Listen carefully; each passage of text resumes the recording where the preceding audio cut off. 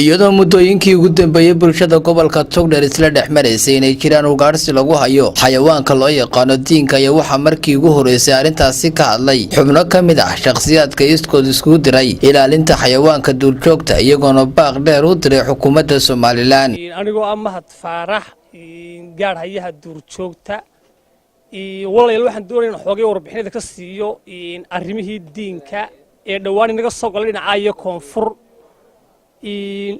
walaalayaal baadhisan sameeyay waxaan ogaaday nimankii diinka iibsanayay ee guranayay waxay ku sugayeen magaalooyinka Burco, Ceerigaabo iyo Laascaanood arintaasina toddobaadada u dambeeyay cirka ayay isku shareertay waxa weeye nimanka xayawaanka guranaya waxa weeye deegaamada oo dhan bay marayaan waxa weeye diinkii deegaamadana ku noola meel allaala meel kasta waa loogu galay dhirtiiba loogu galay marka arintu waa caynka waxa weeye dadka qaar baa yiraahda diinku muxuu loo taray diinku horta waa xoolaheena ayuu kamid yahay laakiin xilligaanu isticmaalinay baynaan gaarin taasina waa taa waxa kale oo idin sheegaya in yaro sharaxaad waxaad ka siinay bal ujeedada diinkan laga leeyahay anigu xiriir badan baan sameeyay dabagal badan waxa weeye diinkan waxa guranaya Imaaraadka Carabta Sacuudiga iyo waliba Israa'iilna waxa uu raacay waxa weeye waa Imaaraadka u guraya waxa weeye diinkan dadkii aan wax ka weydiiyay waxa weeye Carabtu diinkan markay guraan way dilayaan madaxay jarayaan marka qolofkiisa ayay qaadanayaan qolofkana guryaha ayay dhiganayaan marka waa qaab cilmi falag ahaan oo macnaheedu waxa leen guriga diinka la dhigo qolofkiisa qaraxna ka dhici maayo dhibaatana ka dhici mayso waxa weeye arintan Ilaahay baa inoogu caroonaya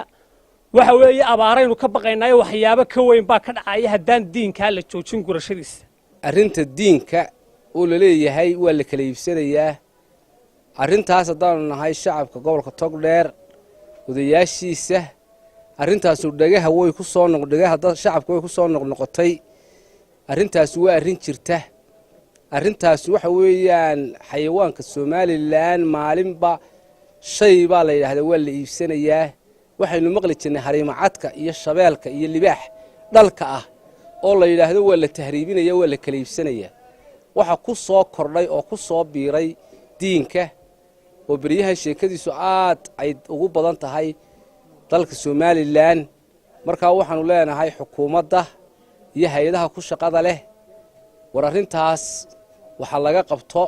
baaq u diraya xukuumadda Soomaaliland iyo dawladda markaan la xukuumadda iyo dawladda shacabka ah xukuumaddina waa xukuumad labadaba waxaan u dirayaa baaqa waxay nagu habsatay waxay naga soo galay koonfur oo ugaadheennii dabiiciga ahaa ee noolaha lagu urursanayo runtii maanta diinkii baa wareer noqday oo qaxaya isagii baa qax ku jira oo dhirta lagu gilayaa oo lacag lagu urursanayaa waxaan leeyahay xukuumadda arrinka xil ha iska saarto wax ficilaha ka qabato geesta kale mar aan isku daynay inaan la xiriirno mas'uuliyiinta wasaaradda deegaanka ayaanay noo suurtagelin Cabdilaahi Xudayfi telefishinka caalamiga ee Ariel Burco.